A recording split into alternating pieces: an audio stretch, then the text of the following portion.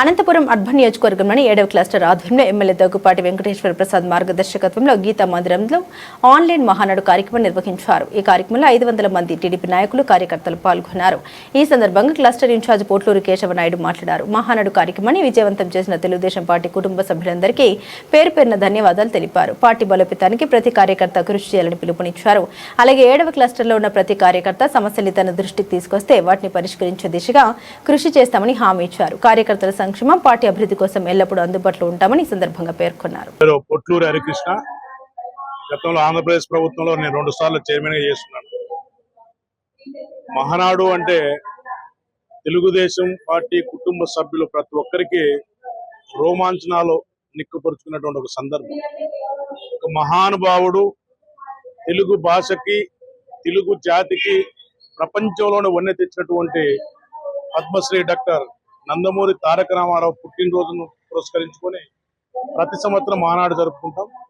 అందులో ఈ సంవత్సరం డిజిటల్ వేదికగా జరుపుకోవడం, అందులో రాష్ట్ర వ్యాప్తంగా ఉన్నటువంటి ప్రతి క్లస్టర్లో సామాజిక మాధ్యమాల ద్వారా జూమ్ ద్వారా ఈరోజు జరపడం అనేది ఒక వినూత్నమైనటువంటి పద్ధతికి, సాంకేతికతకి ఈరోజు నాంది పలికారు. ఆ స్ఫూర్తితో ప్రతి డివిజన్లో ఉన్నటువంటి కార్యకర్తలు, ప్రతి యూనిట్లో ఉన్నటువంటి కార్యకర్తలు తనదైన శైలిలో కష్టపడుతున్నారు. ఈ మహానాడు వారు తీర్మానించినటువంటి తీర్పులు సామాజికంగా, ఆర్థికంగా, రాజకీయంగా, అలాగే మహిళల పక్షాన కూడా ప్రభుత్వం ఉంది. ఈ కూటమి ప్రభుత్వం రాబోయే రోజుల్లో మరింత సుపరిపాలన అందిస్తూ ప్రజలను మనలో పోతుందని చెప్పి మనస్ఫూర్తిగా కోరుకుంటున్నాం. యూనిట్ నుంచి ఉంది, సుమారు 400 నుంచి 500 మంది కార్యకర్తలు వస్తూ పోతూ ఉన్నారు. హాజరు 500 దాకా ఉండొచ్చు.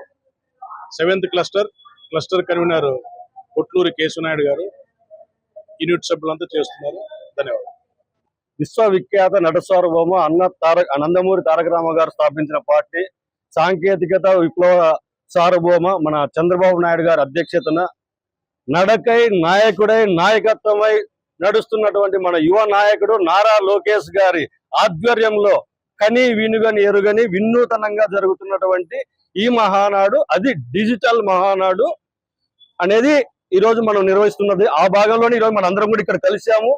అనంతపురం అర్బన్ లో 12 మంది క్లస్టర్లలో ఒకరిగా నేనున్నాను. నా పేరు పోట్లూరు కేసీనాయుడు, 7వ క్లస్టర్ ఇన్ఛార్జ్ గా ఉన్నాను. ఈ రోజు మన ఈ కార్యక్రమంలో నిన్నటి నుంచి మా యూనిట్లు కానీ డివిజన్లు కానీ చాలా మంది నాకు సపోర్ట్ చేస్తూ వర్క్ చేస్తూ వచ్చారు. వాళ్ళందరికీ కూడా మనం సపోర్ట్ మహానాడు వేదిక మీదుగా మనం సపోర్ట్ చేస్తున్నాము. అదే విధంగా ఈ రోజు ఇంత గ్రాండ్ గా మనం ఈ ప్రోగ్రాం జరగడానికి ఎవరైతే తెలుగుదేశం కుటుంబ సభ్యులు, తెలుగుదేశం అభిమానంగా ప్రేమించే వాళ్ళు స్వతంత్రంగా వాళ్ళే మన ఈ కార్యక్రమానికి వచ్చేసి దీన్ని దిగ్విజయం చేయడానికి వాళ్ళు కూడా ప్రయత్నించినందుకు వాళ్ళకు కూడా నా మనసావాసిన థ్యాంక్ యూ చెప్పుకుంటూ, ఈ మహానాడు ఇటువంటి డిజిటల్ మహానాడు మనందరికీ ఒక కొత్త వినూతనమైన ఒక సాంకేతికత కూడినందువల్ల ఇది మనం అందరం ఒక ఎంజాయ్ చేస్తూ ఈ రోజు రేపు పండుగల మనందరం కూడా కలిసి పని చేయాలనేది నా ఉద్దేశపూర్వకంగా తెలియజేస్తున్నాను. Thank you. నా పేరు సాకే జయప్ప.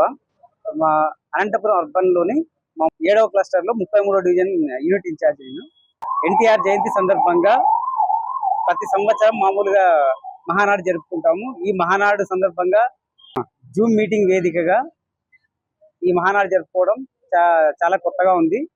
అంతేకాకుండా ఈ మహానాడులో మామూలు ప్రతి ఒక్క మహానాడుకి కూడా ప్రతి ఒక్క కార్యకర్త కూడా హాజరు కాలేడు.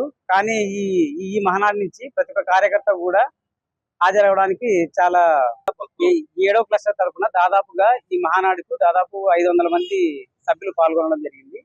నా పేరు ఎన్సి పరమేశ్వర్, రజక కార్పొరేషన్ స్టేట్ డైరెక్టర్. మరి ఎమ్మెల్యే ఆదేశాల మేరకు 2 క్లస్టర్లు ఇన్ఛార్జ్, 7-8 క్లస్టర్ ఇన్ఛార్జ్ పరిశీలకులుగా పనిచేస్తున్నాను. మరి ఈరోజు ఈ మహానాడు పండుగని పురస్కరించుకొని యావత్ తెలుగు రాష్ట్రాలలోన, మరి భారతదేశంలోన, ఇతర దేశాలలో కూడా పసుపు పండుగకు ఒక ప్రత్యేకమైన విధానం ఉంది.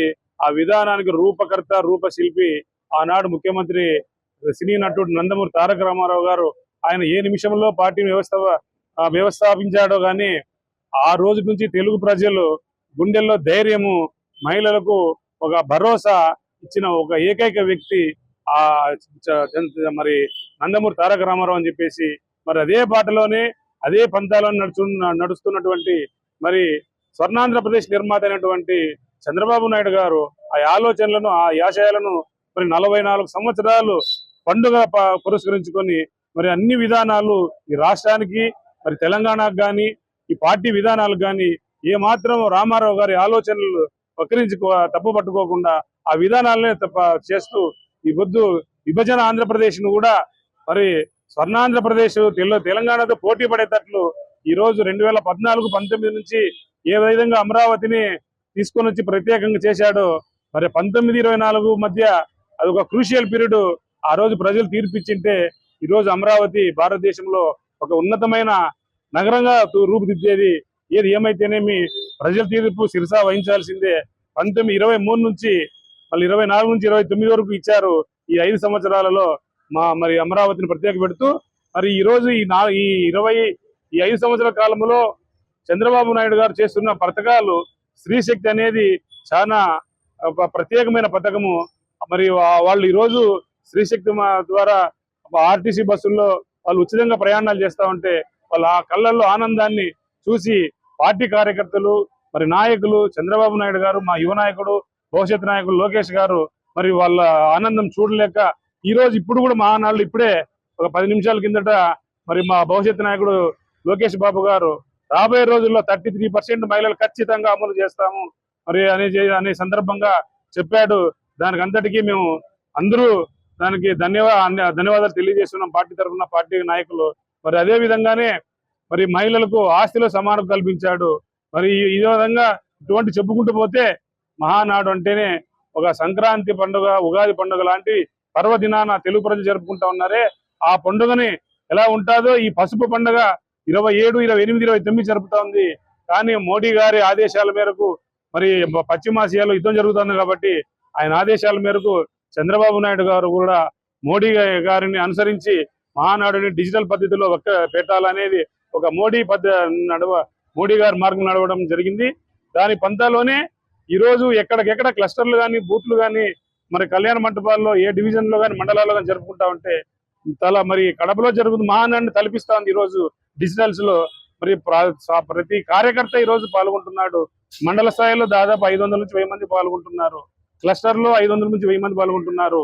దీని ఒక అవేర్నెస్ ప్రోగ్రామ్ గా ఇది కూడా ఒక చరిత్ర. డిజిటల్ అనే దాన్ని తెలుపు భారతదేశంలో ఏ పార్టీ కూడా ఈ విధంగా మనకి చేయలేదు. అది తెలుగుదేశం పార్టీని మొదట ప్రవేశపెట్టింది. దాని పంతాలోనే ఈ రోజు డిజిటల్ గానీ హైటెక్ గానీ ఇంకోటి గానీ ఏదైనా పేటెంట్ అంటే మా చంద్రబాబు నాయుడు, మా తెలుగుదేశం పార్టీ అని చెప్పేసి ఈ సందర్భంగా మనవి చేస్తున్నాను. Thank you.